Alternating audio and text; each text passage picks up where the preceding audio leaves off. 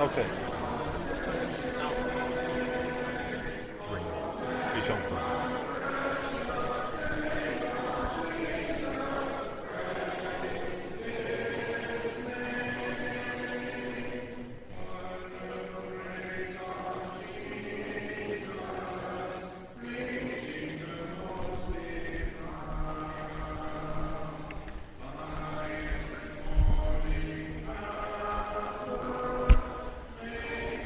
I guess it's time to get started this morning.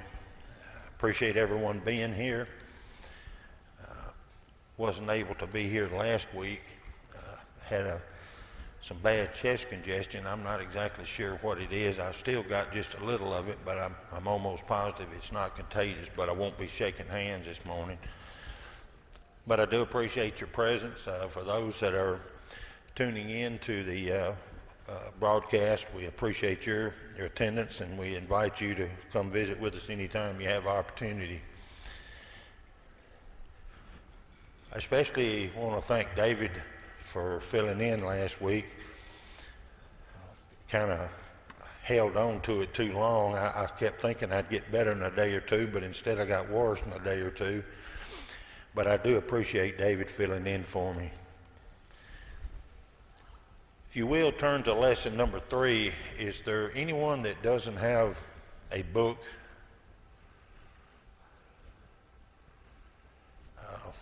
Well, I don't know what happened to my box that was up here.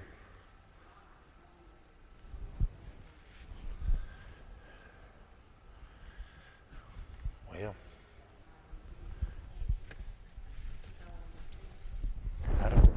I don't see it. Well, we'll get some books next week.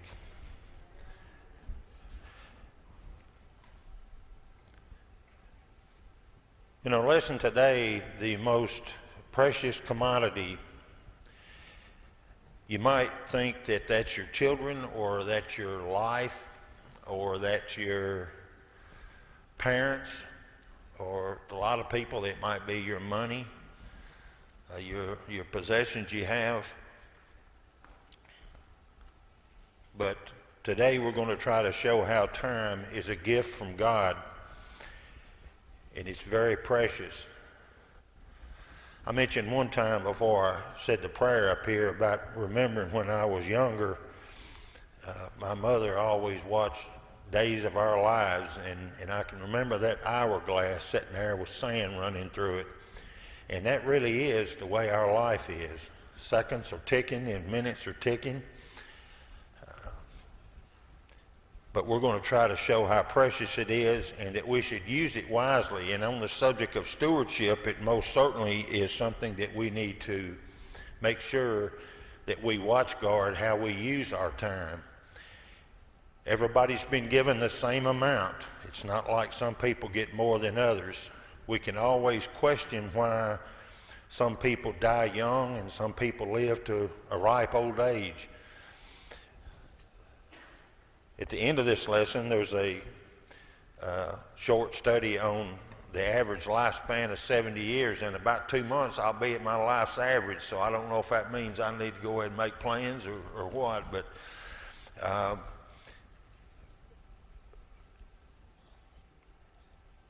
don't expect you all to stand up and say the memory verse, but it has in here that our memory verse is Colossians 4:5.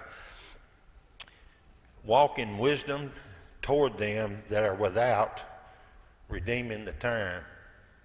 Who can tell me what that means?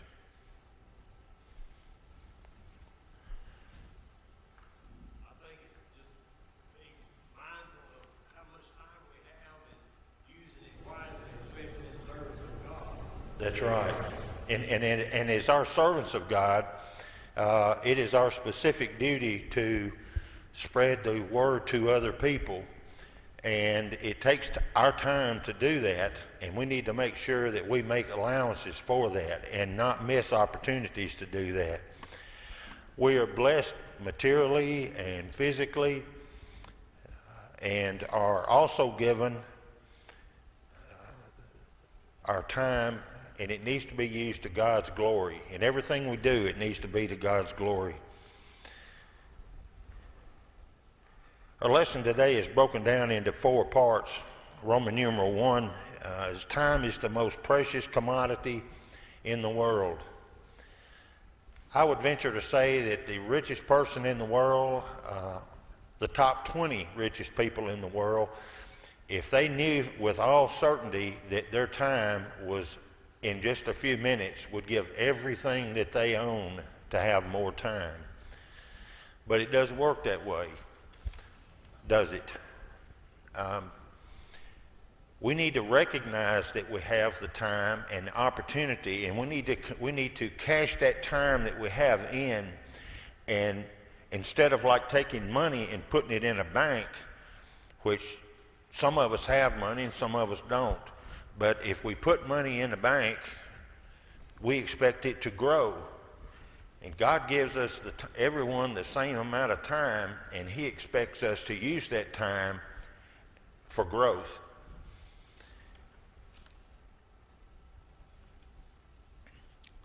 It's an indispensable element in every activity. There are some things not necessary to living, but time is necessary to life itself. You know, I never will forget, I don't know how I'm going to do this, I don't want to make it loud.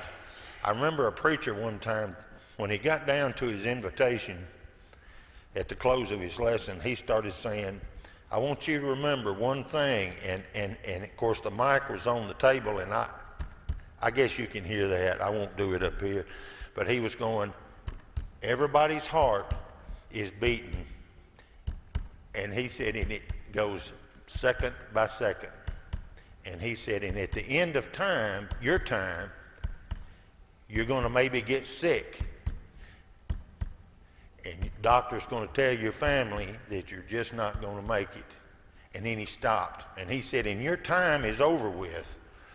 And we need to remember that. Sometimes it's accidents. Sometimes it's sickness.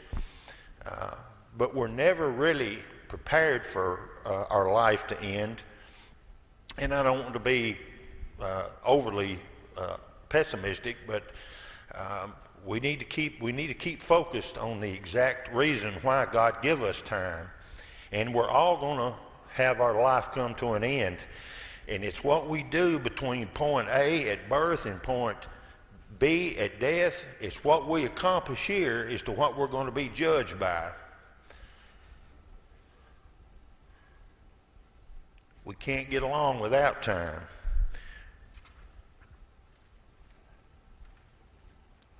We have to have water and light and nourishment.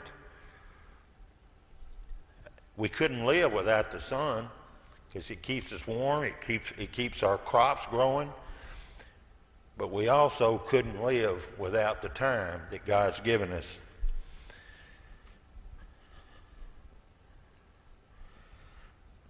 A couple of quotations from some very noteworthy historical characters. Benjamin Franklin is quoted as saying, Dost thou love life? Then do not squander time, for time is the stuff that life is made of. And that's true. Thomas Edison said, time is the most important thing in the world. Now, they're no better than me or you, but they did have some pretty noteworthy quotes. Can anybody name anything that we can do without time? There's nothing. I mean, everything. When we go to work, we go to school, when we drive, how fast we get from here to here. It's supposed to be this fast, but we're making it this fast. Everything involves time. One thing that I've brought this up before. I've always been real fascinated by a paradox, but this one is pretty simple. But a paradox that I read one time. It says everyone wishes for more time, but yet we have all the time there is. So when you think about that, we can hope for more time, and we can regret that we didn't get this done or that done, or go see Aunt so-and-so or my grandmother or who. But you've only got the time that you have. You can't buy any more. You can't get any more. We've all got the same amount. Time passes very swiftly. I found this to be a very deep statement here in our lesson. In item 1 in section B of 1, time is divided into past, present, and future. And while we are talking about the present, it slips into the past.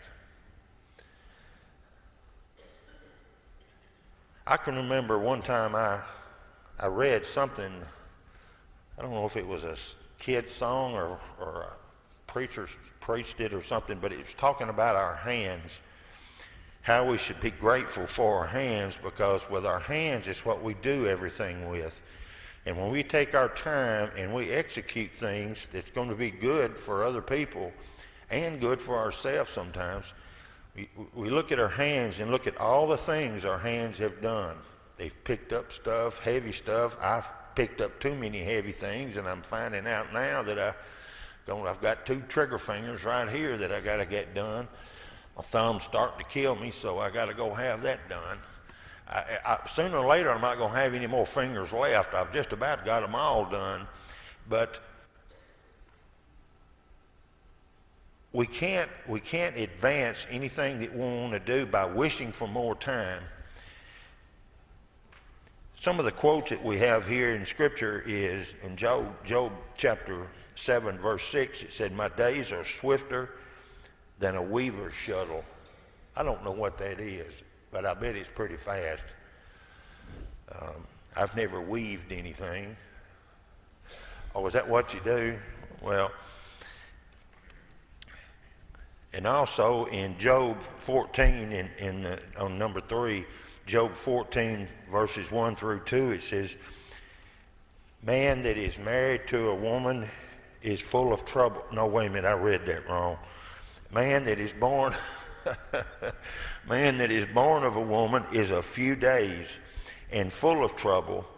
He cometh forth like a flower and is cut down. He fleeth also as a shadow and continueth not. And then probably the most noticeable and most often quoted scripture is James 4:14. "For what is your life? It is even a vapor that appears for a short time, a little time, and then vanishes away."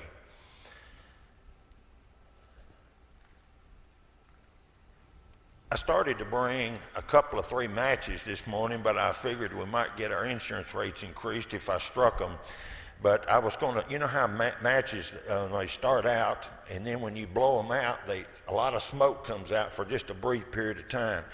And that smoke just kind of comes up and goes off, and I figured these lights, you would be able to see it real good. And but that's how our life is. To us, it seems like a long time since we were children. I remember when I couldn't even contemplate being old. Of course, I couldn't contemplate being young either. I was just what I was. 1 Corinthians 7:29, time is short, and nobody can really argue with that. I've had lots of people tell me, I was talking about to a fellow that I know, and I said, you know, sometimes when I get up, it takes me 10 to 15 minutes just to feel normal. And he said, well, wait till you're, how old are you? And at the time I was about 67, 68, and he said, well, wait till you're 78, or wait till you're 88. And he said, it's worse than that. Well, I can contemplate that because I've already experienced some of those problems of getting age. Man cannot create, under time has unique characteristics. Man cannot create a moment, can't borrow a moment, nor destroy a moment. But I'll tell you something that man can do. Man can waste a moment or destroy or squander an opportunity. We need to be like eagles, you know, that we, instead of something to go to that benefits us all the time, we need to look at something that can benefit others. And you know what? One of the greatest feelings that there is when you do something and help somebody else. It took me a long time to ever learn that. I still hadn't learned it real well. But time can't be stored up like money, can't be brought back like good health, it can't be hurried up like travel, nor slowed down like work. It can't be purchased with money or barter. We can only make wise or unwise use of it. And you'll have to ask yourself how you're spending your time. Now, I can tell you right now, there's a lot of room for improvement on mine, especially when we get down here to leisure. But The time in each day is the same for everybody except the days of birth and death. You know, it says God is no respecter of persons. He doesn't care how much you've accomplished. He doesn't care how much you've amassed in wealth. It really doesn't matter. You know, when you see people like some of our current day politicians, and I'm not wanting to get into politics, but it would be the same for either party. Everybody, you can just see them as they walk up in Congress, the Senate's in session, and they come walking up through there, and everybody's shaking their hand like, oh, it's the president, it's the president, it's the president.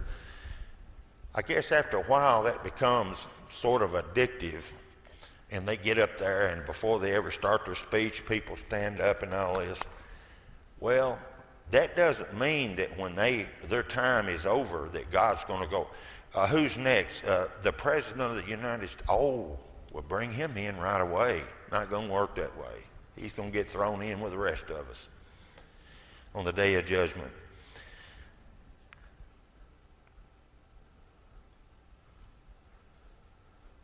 I'd like to, I wasn't going to read this little poem, but I think it's very clever and I think it's very true. It says, time shares its seconds, moment, hours, and every creature born, with every creature born, with each new day from morn to eve, and then from eve to morn.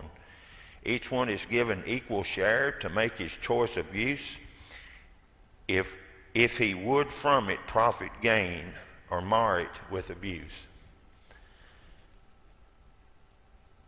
You know, though there are those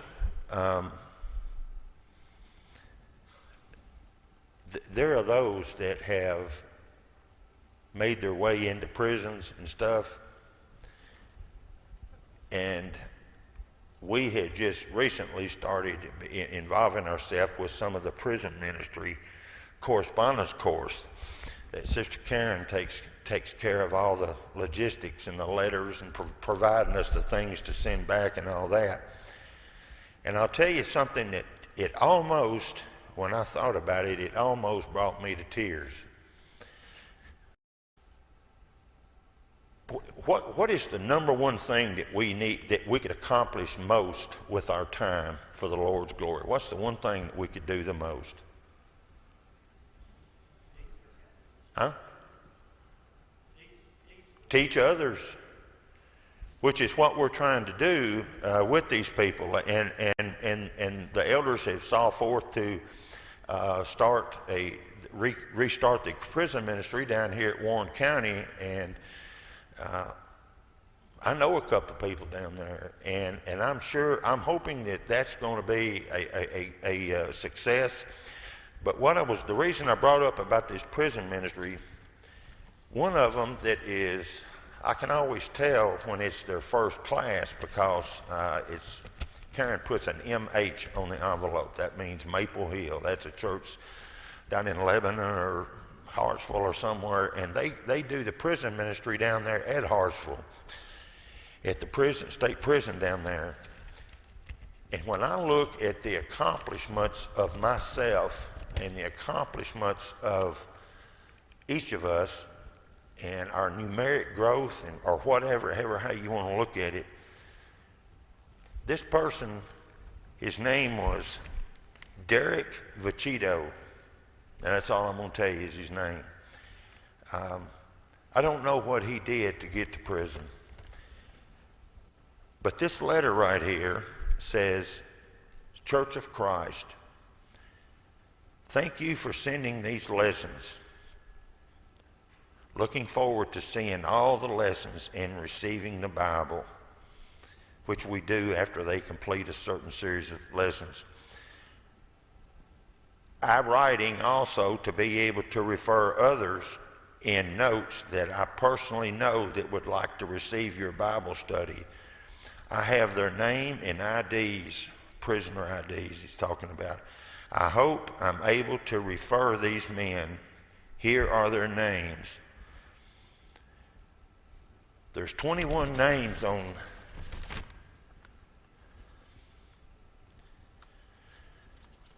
If you talk to 21 people, To my knowledge, he's not he's not even a excuse me, he's not even a Christian yet. And he's already sowing the seed. Have their prison numbers, excuse me, I was afraid of that. So I'm going to take part of them, and Karen's scattering them out among everybody that's involved in that. I hope one day that our prison ministry from down here at Warren County and our correspondence ministry that we are currently involved in will become so involved and so successful that we'll have to have half the people in this church just to keep up. That would be good. But I told this young man, I assume he's a young man, that if you only knew what you have done here, you have encouraged me, you have proven to me that I'm not doing my job like I ought to.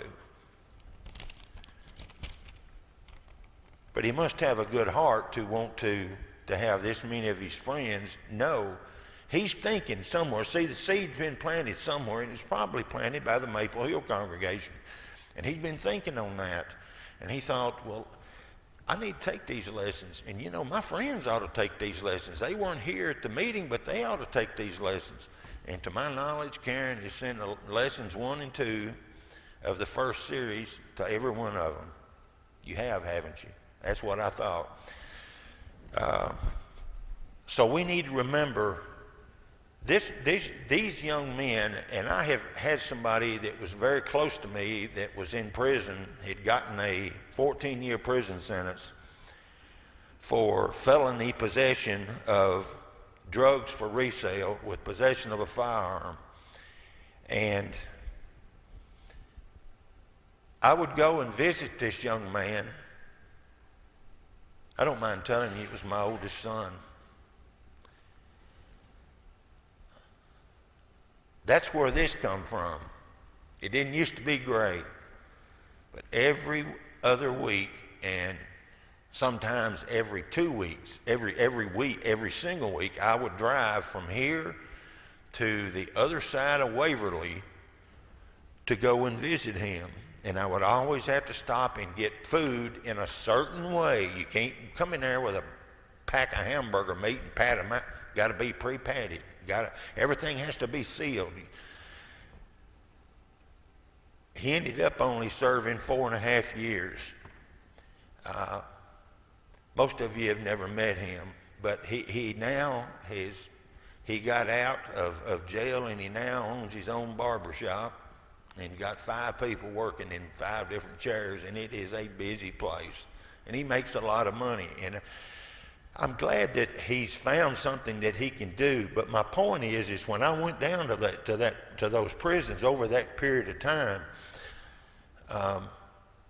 there was just a loneliness that I could see in their eyes. So you get to thinking, well, what do they have to do?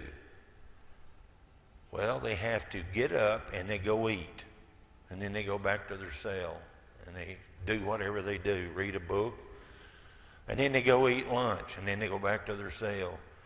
I can't think of a more mundane existence than that. And when you look at people's lives, what a tragedy and a waste. That's what hurt me the most, was that the life that I had given him, that God had given me to give to him, was being squandered, sitting in a prison cell. He didn't learn that from me, by the way, that kind of behavior.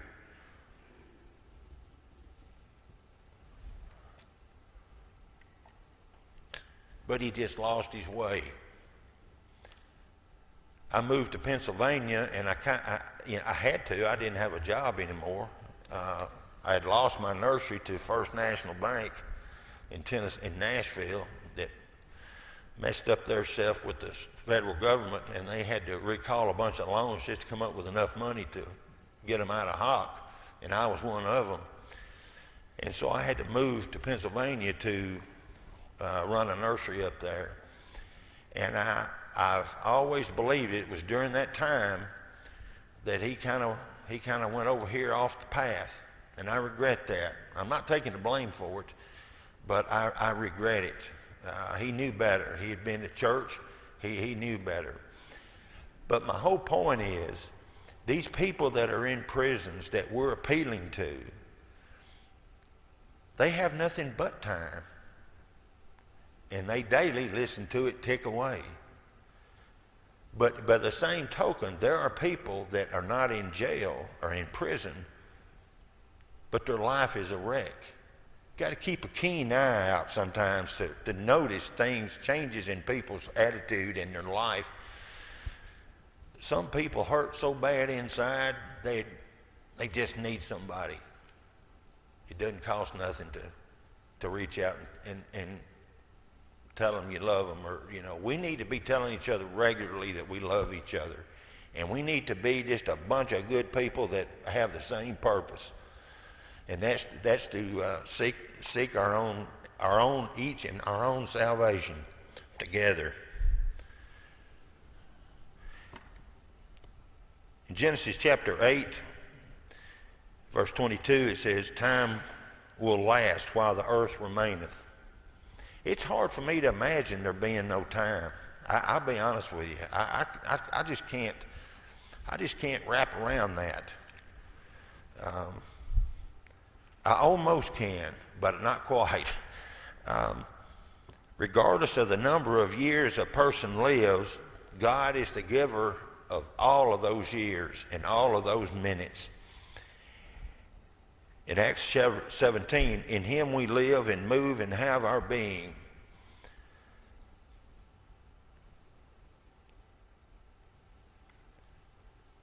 Sometimes if we take a good hard look at our daily lives, we can realize that maybe just you may have heard the expression "me generation." Everybody's saying this current generation is the me generation. Well, that may be perhaps an overly condemning statement towards our current young generation, but I can tell you right now,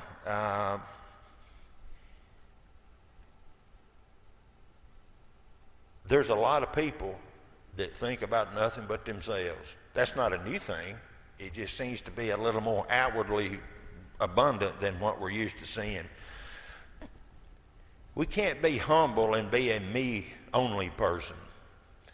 It should, I always like to refer to that little bracelet that they used to wear. Kids, I was hoping that would go farther than it did, but it said, it's a little bracelet that said joy. Jesus first, others second, and you last. That's the exact order that it should be in. But unfortunately, it's YOJ. You first, others second, and Jesus last sometimes.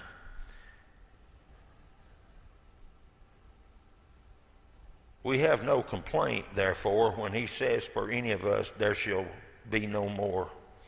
Let us be grateful for every day he gives us and make the most of it.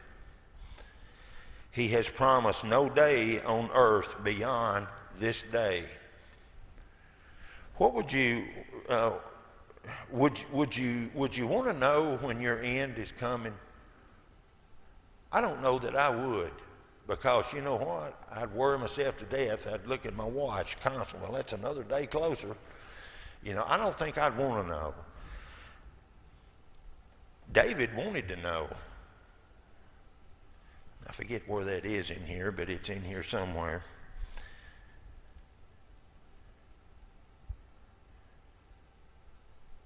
We can give of our time to benefit others, to better use their time.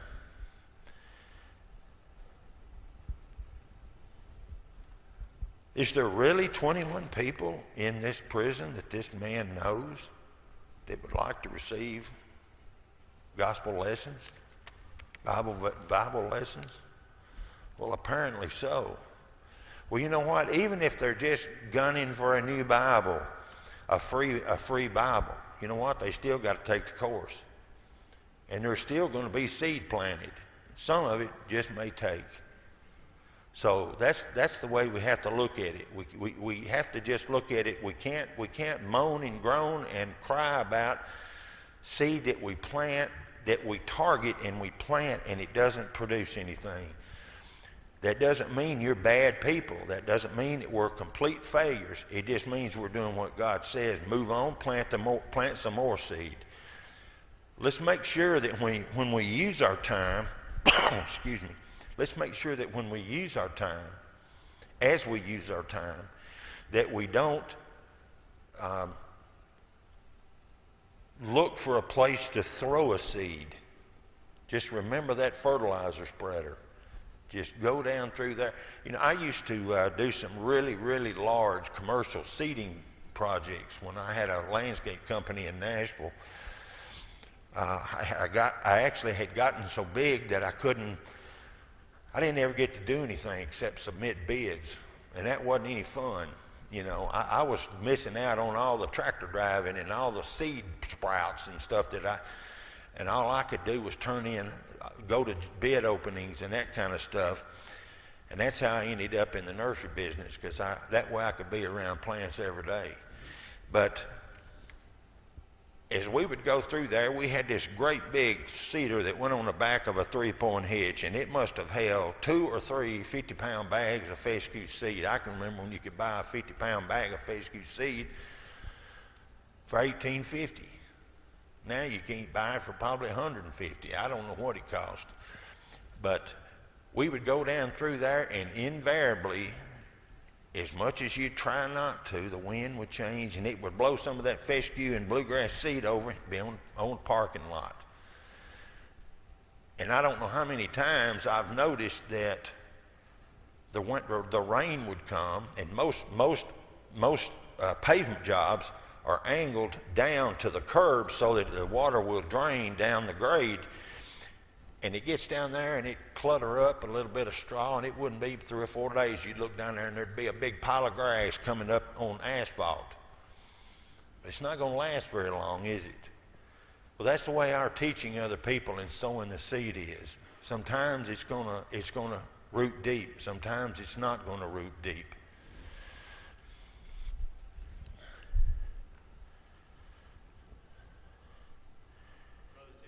Yes. I believe it's Paul that said that I planted the Paul's water to God is the one who gave the increase. That's right. And that's, as you pointed out, that's our responsibility, is to go out and teach. And the jail ministry or prison ministry that you referred to, that's just one aspect of things that actually Central's involved in, but there are so many other opportunities. If we just, and I've used this expression, but open our eyes to see what's around us a lot of times, to see people that are around us. When we have opportunities to do good or say something positive or something that encourages someone else, that's an opportunity to tell them, how blessed we are. And it's because of Jesus Christ himself that we are blessed. We've had these opportunities set before us, whether it's teaching in the jail ministry or working in benevolence. When we come in the door at our benevolence center, there's an opportunity to speak to someone, to offer them encouragement, to offer them, in that case, clothing or food or whatever is needed. And we should take advantage of that. But also, we need to be able to say, we're doing this because Jesus loves us. Jesus loves you.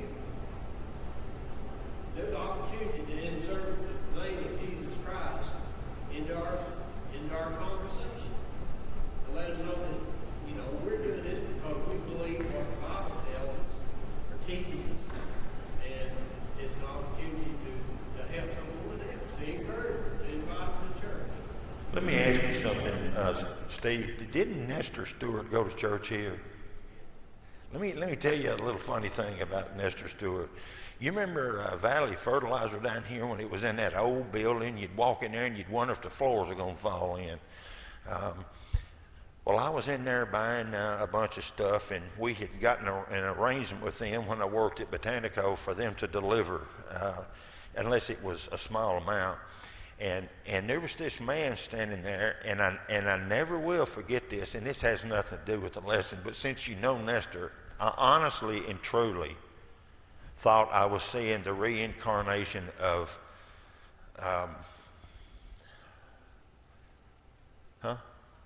Jonathan Winters. And if you think about it, he looked a lot like Jonathan Winters. But I'll tell you what he did. He come up and he goes, "How you doing, young man?" And I said, "I'm doing pretty good. How you doing?"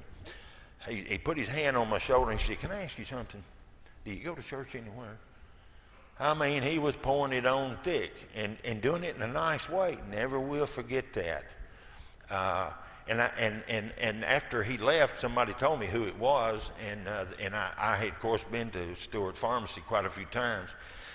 But just little opportunities, Steve, like you're talking about, just a little breadcrumb here and a little seed there, you know, just back and forth. That's all it takes, and it takes us to do it. God never intended for his gospel message to be planted in people's hearts by just sending Christ to die and then just doing nothing. We're his instruments. We're his ambassadors. We're called that in a couple of places, ambassadors for Christ. So we're not going to get done with our lesson today. Do we stop at the first bell or second bell? Second? Y'all just wave at me back there. The second bell, okay.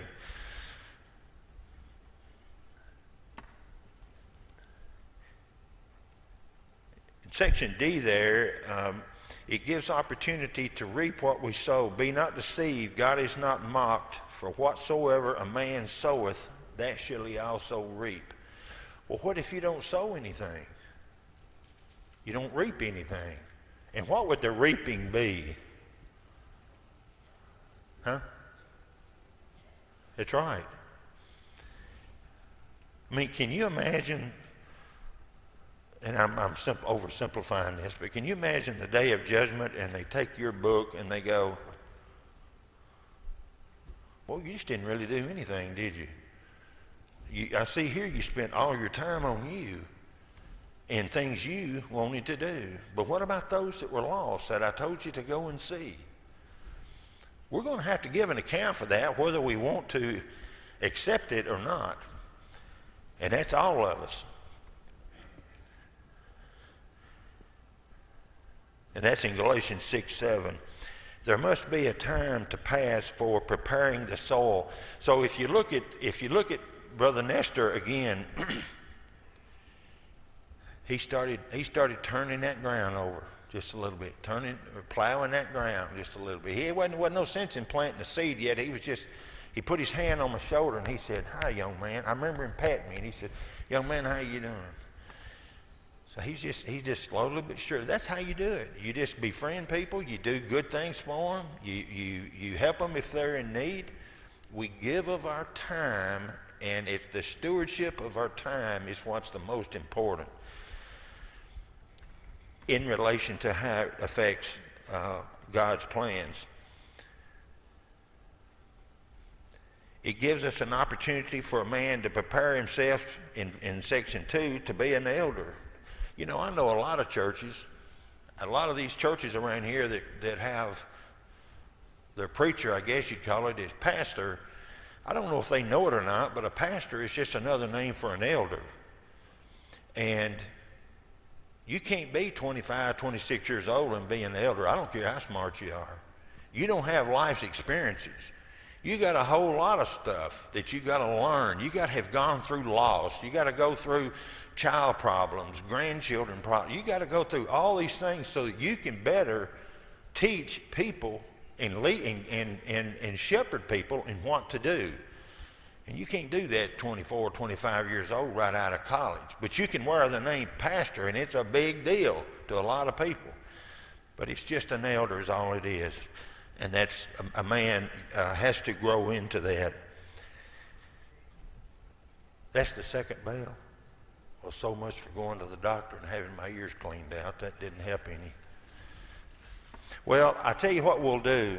We'll just finish up this lesson next week, but be prepared to go into the lesson 4, and but we'll pick up here and we'll run through this pretty quickly and move on into lesson 4. I appreciate everybody being here.